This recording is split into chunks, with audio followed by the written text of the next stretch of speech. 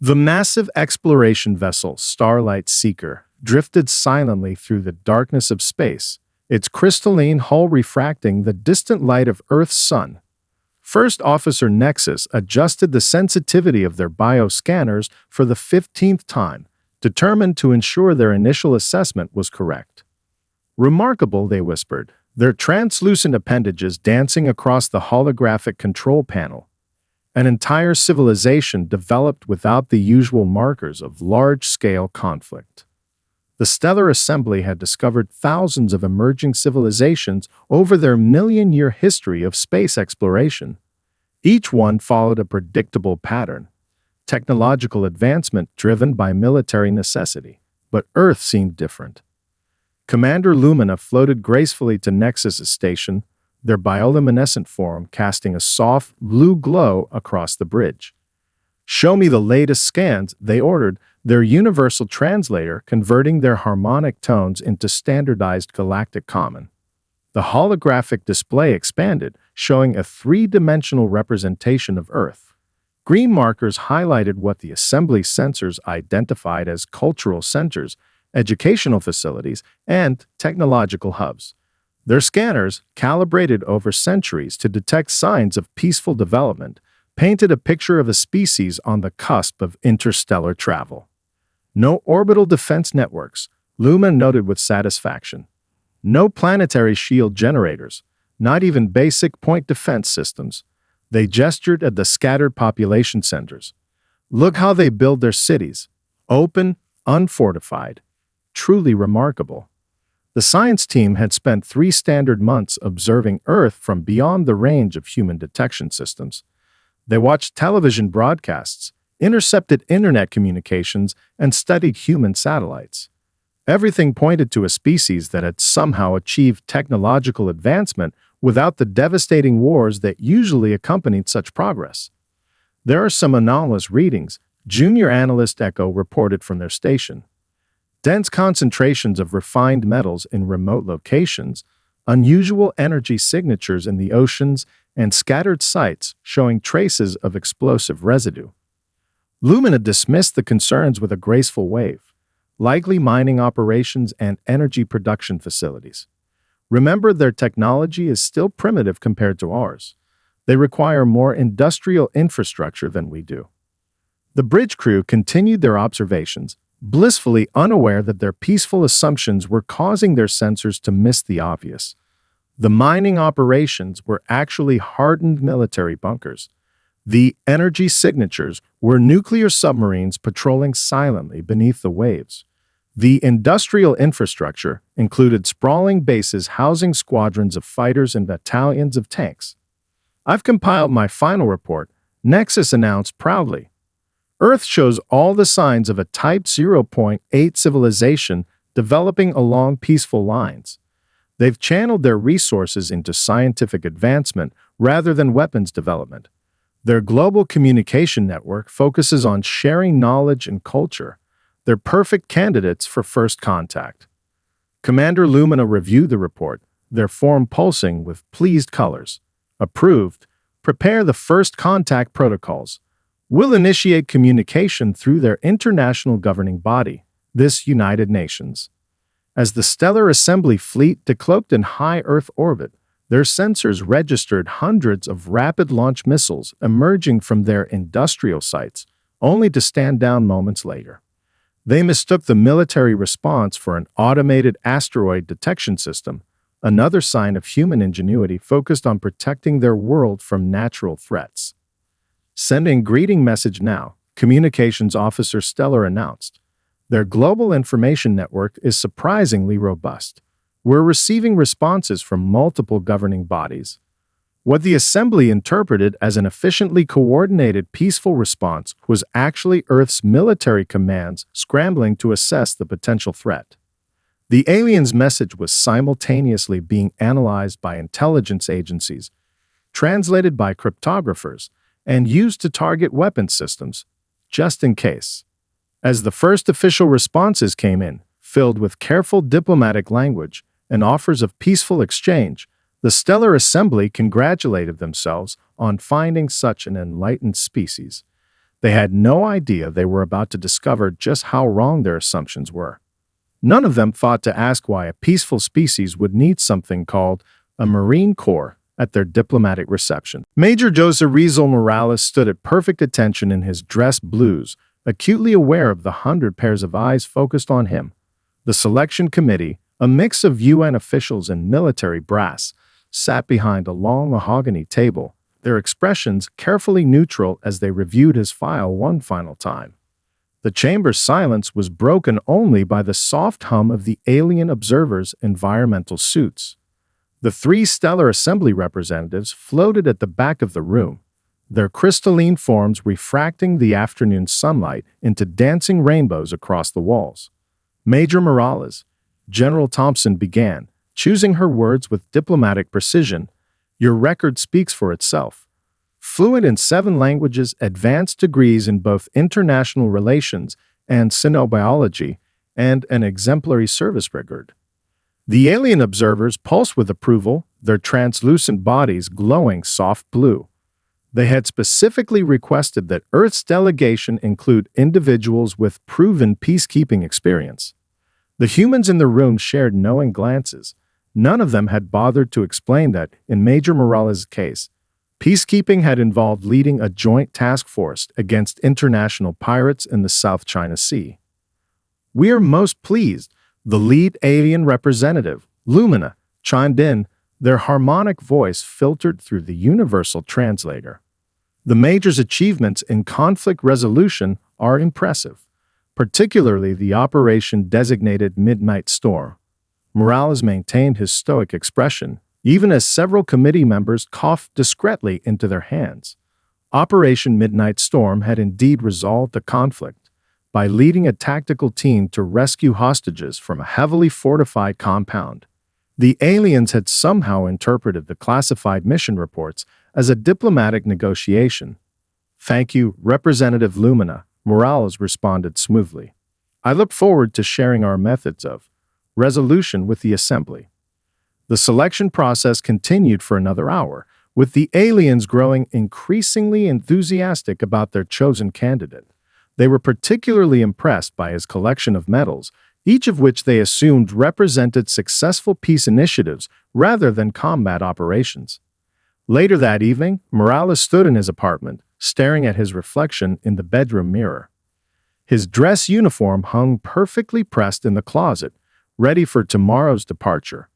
On his desk lay the briefing packet about the Stellar Assembly, a species so fundamentally peaceful that they had evolved without any concept of organized conflict. His phone buzzed with a message from General Thompson. Remember, son, first contact is delicate. Let them maintain their assumptions as long as possible. We need this alliance. Morales sighed, picking up the silver star from his dresser. How does one explain to a species that has never known war that this medal was earned by leading a last-stand defense of a medical evacuation site? That the Distinguished Service Cross came from crawling through enemy fire to save 3 wounded civilians? The next morning, Morales joined the rest of Earth's delegation at the designated landing zone. The Stellar Assembly shuttle descended like a falling star, its crystalline surface catching the dawn light. As he watched it land, Morales couldn't shake the feeling that he was about to become either the greatest diplomat in human history or the person who shattered an alien species' entire worldview. Major, one of the alien observers approached, their form pulsing with curious colors. We have studied your species' custom of gift-giving and prepared something appropriate. They presented him with a delicate crystal sculpture representing their interpretation of his greatest achievement, what they believed was a peaceful resolution between opposing forces. The sculpture showed 2 hands clasped in friendship. Morales accepted it carefully, remembering that moment had actually involved accepting an enemy commander's surrender. Thank you, he said quietly. It's a perfect representation. As he boarded the shuttle, Morales wondered how long Earth's military forces could maintain their masquerade as a purely peaceful diplomatic course. He had a feeling he was about to find out. The grand dining hall aboard the Stellar Assembly flagship, Perpetual Harmony, sparkled like a cathedral made of living crystal. Major Morales sat at the central table, surrounded by Earth's delegation and their alien hosts, trying not to think about how the entire room resembled a massive targeting reticle. Crystal formations grew the food directly in front of each guest, synthesizing perfect replicas of Earth cuisine. Morales watched as his steak materialized, complete with correct marbling and temperature. The aliens had mastered matter manipulation, but somehow missed humanity's capacity for organized warfare. Major, the Assembly's chief cultural officer, Luminous Star, chimed melodiously. "We've been studying your species' remarkable achievements. Please, tell us about these symbols of peace you wear." Morales glanced down at his dress uniform, adorned with rows of medals and ribbons. The other human delegates suddenly became very interested in their meals.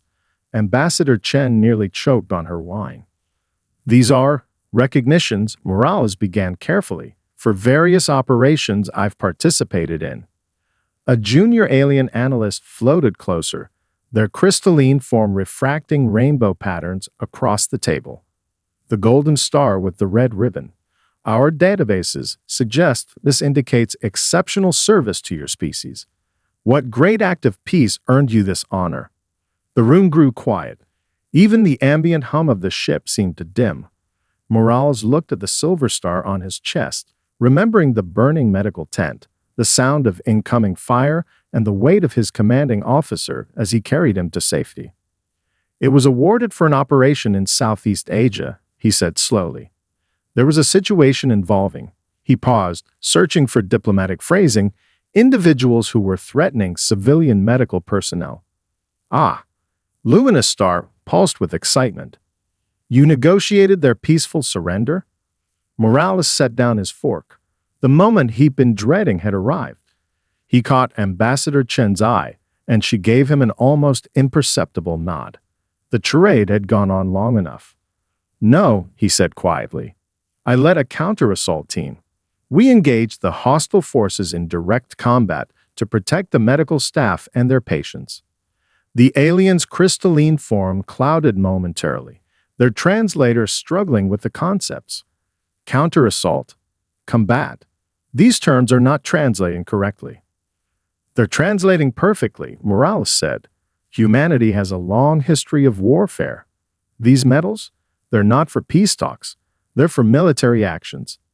The dining hall erupted in a cascade of chiming sounds as the aliens communicated rapidly in their native language. Several of them changed color, their previously clear forms turning cloudy with confusion. "But your species shows all the signs of peaceful development," Luminous Star protested. "Your cities, your technology, your cultural achievements were often driven by military necessity," Ambassador Chen interjected gently. "The internet you admire, originally a military communication network, the space technology that caught your attention, evolved from missile guidance systems." Morales reached into his uniform pocket and withdrew a small data crystal the aliens had given him to record his peaceful achievements. He inserted it into the table's holographic projector. "If you want to understand humanity," he said, "you need to understand this part of us too. We're not just peaceful explorers. We're warriors who chose to create rules for warfare, who built systems to limit conflict while preparing for it." The hologram sprang to life, showing historical footage. Medics treating civilians in combat zones, peacekeepers distributing aid under guard, military forces conducting disaster relief. Each image showed both humanity's capacity for violence and its choice to channel that capability into protection. "This," Morales said, gesturing to his medals, "is the truth of humanity. We're not innocent. But maybe that makes us exactly what the galaxy needs." The aliens stared at the images in stunned silence, their worldview shifting like the facets of their crystalline forms. The dinner of revelations was only beginning. The holographic displays in the flagship's conference chamber flickered as the universal translators struggled with concepts they were never designed to convey. Major Morales stood before the gathered Stellar Assembly representatives, who had insisted on an immediate explanation of human military history after the dinner's revelations. "The term is tactical advantage," Morales explained, watching the crystalline aliens pulse with confusion. It means positioning your forces in a way that maximizes their effectiveness while minimizing risk. But why would you need to consider such things? Asked senior analyst Echo, their form shifting between clear and cloudy states. If there is conflict, could you not simply discuss the disagreement? Ambassador Chen stepped forward, her diplomatic training kicking in. Sometimes discussion fails. Sometimes there are those who refuse to negotiate, who threaten the lives of others. In such cases, humanity developed organized methods of defense. The translators emitted a high-pitched whine as they processed the next terms. On the main display, human military history scrolled past. The development of formations, strategies, and technologies. The aliens watched in fascinated horror as centuries of warfare unfolded before them. Your species created rules for conducting war. Luminous Star asked, their voice carrying a new harmonic of uncertainty. You developed restrictions for conflict. The Geneva Conventions, Morales nodded, laws of warfare, rules of engagement, protocols that govern how we conduct military operations to minimize civilian casualties and unnecessary suffering. The assembly chamber erupted in chiming sounds as the aliens tried to process this paradox.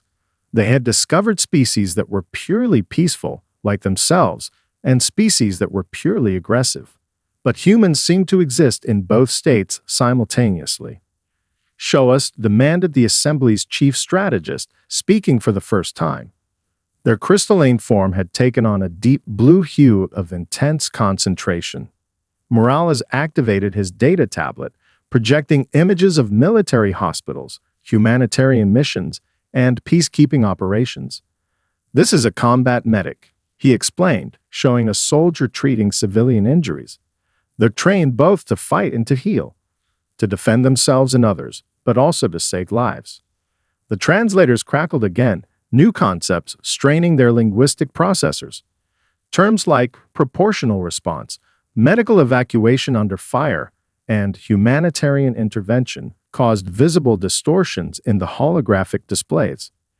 You mean to say, Echo ventured, their form brightening with sudden understanding, that your warriors are also protectors, that you train them both in the art of combat and in the preservation of life. Exactly, Ambassador Chen confirmed. Our military forces don't exist purely for conflict. They respond to natural disasters, protect civilian aid missions, and yes, engage in combat when necessary to defend others. The aliens' crystalline forms began to resonate in harmony as they processed this information. Their initial fear was being replaced by something else, fascination. We have made a significant error in our assumptions, Luminous Star announced. We thought humanity's apparent peacefulness meant an absence of conflict. Instead, it represents a mastery over conflict, the ability to choose when to fight and when to show mercy. Morales nodded slowly. There's an old Earth saying, if you want peace, prepare for war. It doesn't mean we want war. It means we understand that sometimes you must be strong enough to defend peace. The universal translators finally stabilized, having integrated these new concepts into their linguistics matrix. The holographic displays cleared, now showing Earth's military installations in their true context, not as hidden dangers, but as shields protecting civilization. We request, the chief strategist said carefully, a full briefing on human military capabilities.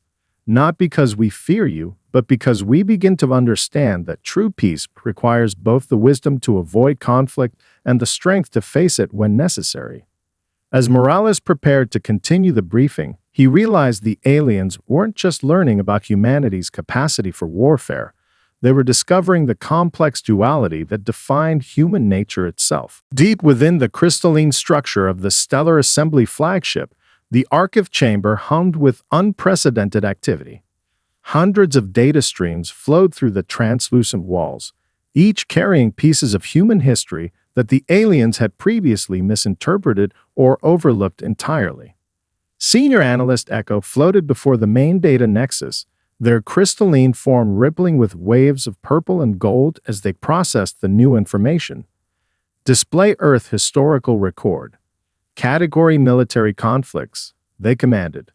The chamber's walls lit up with thousands of images, videos, and documents. What they had once dismissed as entertainment or fictional dramatizations now revealed themselves as historical records.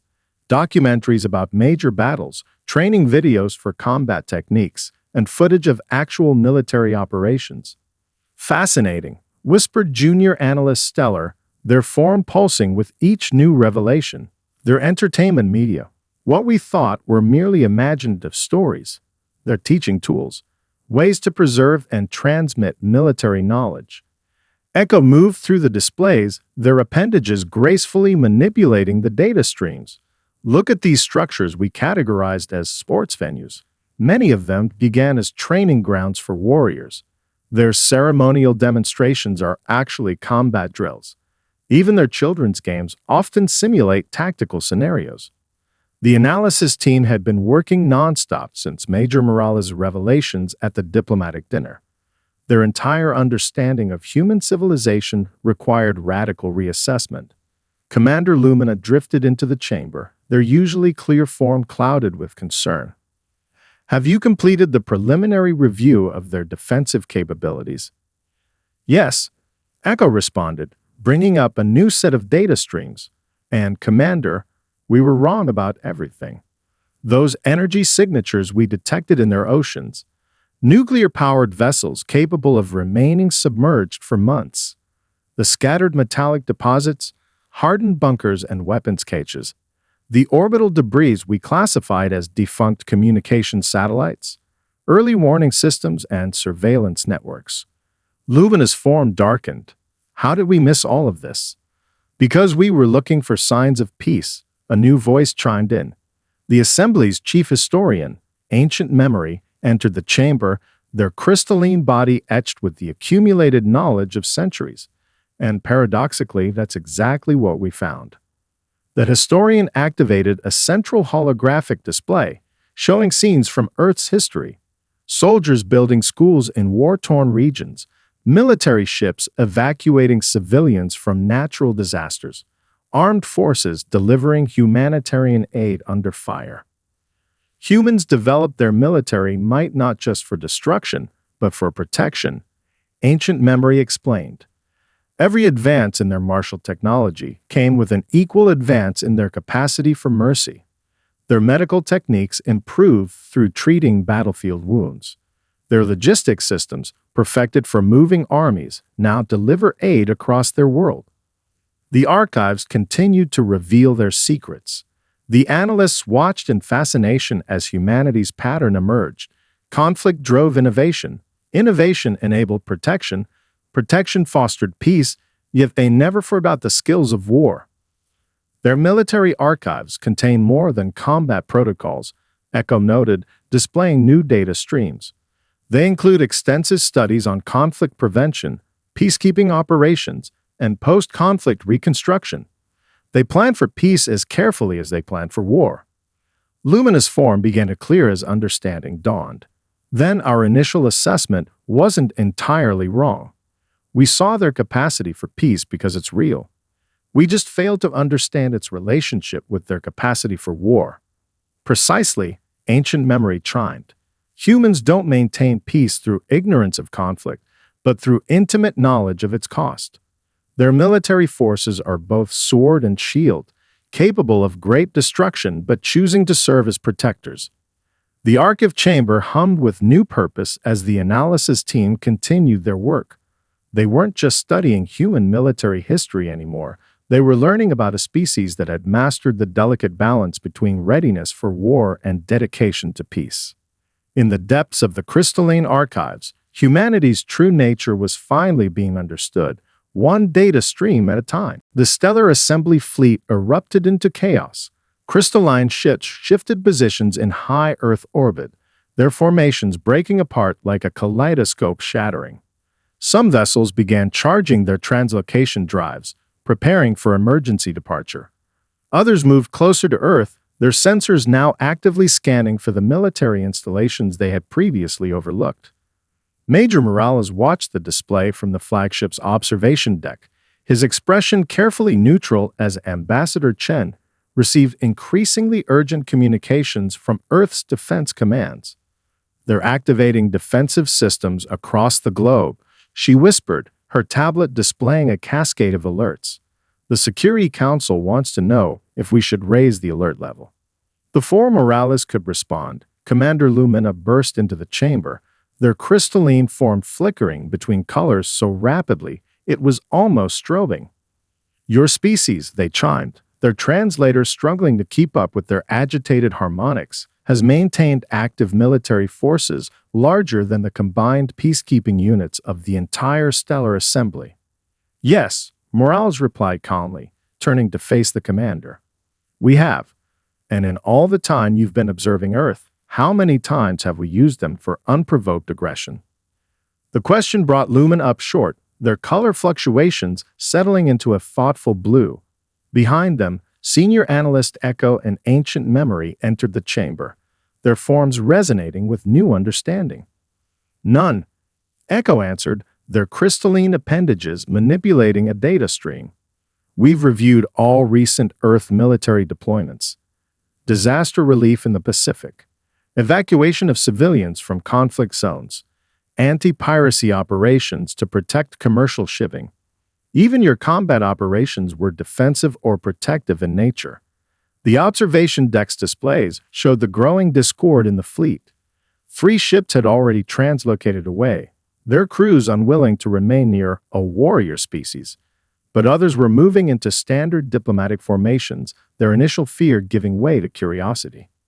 Let me show you something, Morales said, accessing the ship's holographic systems. The display shifted to show a military base in Southeast Asia. This is where I earned that silver star you asked about. The scene unfolded, a medical facility under attack, civilians trapped, the situation desperate. Then the counterattack, led by Morales' unit. But instead of focusing on the combat, the footage showed Marines setting up defenses around medical evacuations, protecting doctors as they treated both friendly and enemy wounded, ensuring civilians reached safety before engaging hostile forces. This is what you've missed about humanity, Ambassador Chen explained, stepping forward. Yes, we maintain powerful military forces. Yes, we train for combat and develop weapons. But look at how we choose to use that power. Ancient Memory's form pulsed with revelation. Your warriors understand violence intimately, not to glorify it, but to better know when and how to prevent it. The fleet's discord was settling. More ships were returning to their positions, their initial panic replaced by deeper consideration. Lumina's form had fully settled into a clear, calm blue. We've made first contact with 17 spacefaring species, they said quietly. 8 were purely peaceful, like us. They're all gone now, their worlds stripped by more aggressive races. 9 were purely warlike. They burned themselves out before reaching the stars. But humans, their forms shimmered with new colors. Humans have found a balance we never thought possible. Morales nodded slowly. We learned long ago that true peace isn't the absence of violence. It's the wisdom to know when to use force, when to show mercy, and how to tell the difference. The observation deck fell silent as Earth's military forces stood down from their elevated alert status. The Stellar Assembly fleet reformed into a new pattern, no longer the loose diplomatic formation of before, but a more practical arrangement that both protected Earth and demonstrated trust. Commander Lumina turned to their officers. Contact the Assembly Council.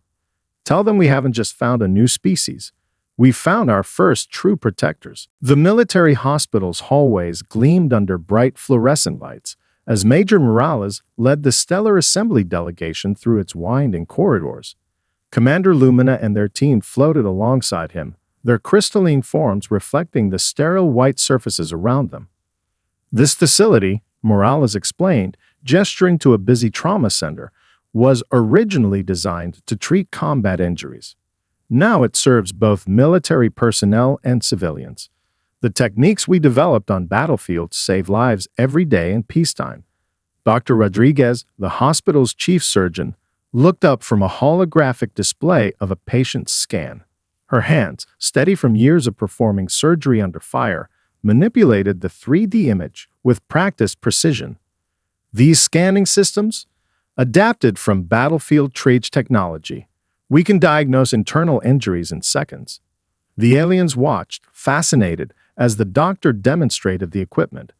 Their translators hummed with new medical terminology, concepts bridging the gap between warfare and healing. But how? Junior analyst Stellar asked, their form shimmering with curiosity. Did you move from harming to healing? We never separated them, Dr. Rodriguez replied, pulling up another display. Every advance in weapons brought advances in treatment.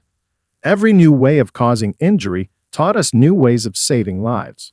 It's a paradox, but a productive one. The tour continued to the rehabilitation wing, where veteran Colonel Santos worked with a young civilian learning to use a prosthetic leg.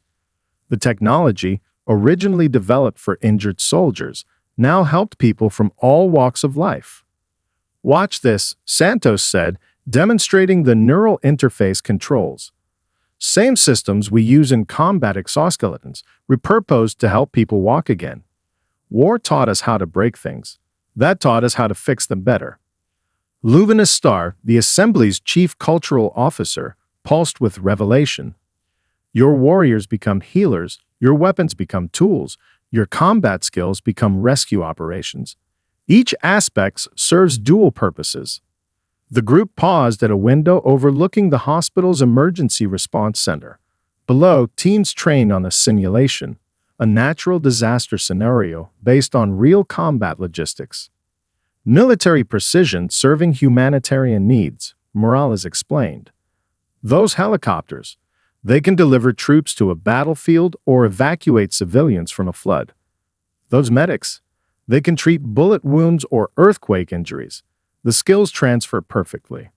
Commander Lumina's form brightened with understanding.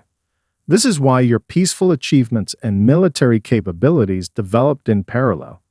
Each one informed the other. Exactly, Morales confirmed, leading them to the hospital's research wing. Look here, our latest project. The laboratory contained a mix of military and civilian scientists working on a new type of battlefield bandage. The material, designed to seal wounds under combat conditions, was being adapted for emergency civilian use.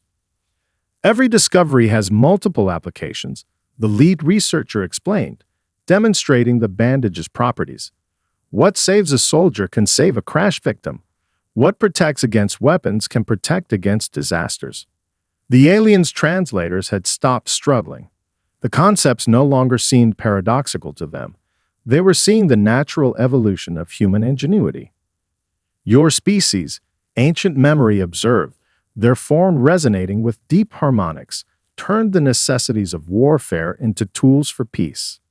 Not by abandoning your martial knowledge, but by expanding its application. Morales nodded, watching a team of combat medics train civilian emergency responders in advanced life-saving techniques. We learned that being strong enough to fight meant being strong enough to help. Being skilled at war meant being skilled at saving lives. The key was understanding that these weren't opposing forces, they were different aspects of the same commitment to protecting others. As they concluded the tour, Commander Lumina's form had settled into a steady, clear blue. We came seeking peaceful allies, they chimed softly. Instead, we found something better. Protectors who understand both the cost of violence and the value of peace. The hospital continued its work around them, a living testament to humanity's unique duality. Warriors who healed, fighters who protected, a species that had mastered both the sword and the bandage. The grand chamber of the Stellar Assembly flagship sparkled with crystalline light as representatives from both species gathered for the historic occasion. Major Morales stood at the podium, now wearing a unique insignia that merged human military symbols with the flowing lines of assembly design. Today, he began, addressing the mixed audience of humans and aliens. We forge a partnership unlike any in galactic history, not because we're the same, but because we're different in exactly the right ways. The chamber's holographic displays showed scenes from the past month. Human military vessels escorting assembly ships through contested space, combat medics teaching alien researchers about emergency response, assembly scientists working alongside human strategists to develop better defensive systems. Commander Lumina floated forward, their crystalline form glowing with a steady, confident blue. The assembly once thought we had achieved perfect peace. We were wrong. We had achieved only perfect vulnerability. The displays shifted to show historical records. Peaceful species that had vanished when confronted with aggressive civilizations, militant races that had destroyed themselves, and the precarious balance that had left the galaxy increasingly unstable. Humans, Lumina continued, showed us that true peace isn't the absence of conflict. It's the wisdom to prevent it when possible and face it when necessary. They taught us that strength and compassion aren't opposing forces. Ambassador Chen stepped up beside Morales, holding a data crystal that contained the newly ratified defense treaties. Our military forces will serve as protectors, not conquerors. We'll defend assembly worlds while teaching them to defend themselves. In return, they'll help us explore the stars not just as warriors, but as guardians of peace. The chamber's acoustics carried the soft chiming of alien approval as Senior Analyst Echo presented their latest findings. We've identified 17 vulnerable civilizations in nearby sectors. With human guidance, we can protect them while they develop, ensuring they never face the choice between helpless peace and ruthless violence. Morales activated the central display, showing the new joint training facility being constructed in Earth orbit. Human instructors would teach military skills tempered by strict ethical guidelines, while assembly mentors would share their advanced technology and diplomatic expertise. "Look there," he said, pointing to a group of young alien cadets practicing alongside human veterans. "They're learning more than combat techniques. They're learning when not to fight, how to protect without destroying, how to be strong without becoming aggressive." The displays showed the progress already made. Assembly ships now carried defensive capabilities designed by human engineers, their crystalline hulls reinforced to protect rather than just observe. Human military bases had incorporated assembly technology, enhancing their ability to respond to both threats and disasters. "We're not turning the assembly into warriors," Ambassador Chen explained, addressing some concerns from both sides. "We're teaching them to be protectors, just as they're teaching us to be better peacekeepers. Each of us is becoming more complete." Ancient memory drifted forward, their form etched with the accumulated knowledge of centuries. In all our history, we never understood that peace must sometimes be defended. Humans knew this truth in their bones. They built their civilization on it. The chamber's atmosphere shifted as Morales prepared to conclude the ceremony. The initial fear and mistrust between the species had transformed into something unprecedented: mutual respect and understanding. "The galaxy needs both the sword and the shield," he said, his voice carrying the weight of human military tradition. "It needs those who understand conflict well enough to prevent it, who are strong enough to defend peace, and wise enough to know the difference." Commander Lumina's form pulsed with agreement. "And it needs those who remember that every sword can become a plowshare, every warrior can become a guardian, and every skill learned in war can serve the cause of peace." As the ceremony concluded, the combined fleet of human and assembly vessels orbiting Earth shifted formation. The crystalline ships took up protective positions alongside their human counterparts, their complementary strengths creating something new in the galaxy, an alliance of peace backed by the power to preserve it. The stars had aligned, bringing together two species who completed each other. Together, they would forge a path that balanced strength with wisdom, protection with peace, and the readiness for war with the dedication to prevent it.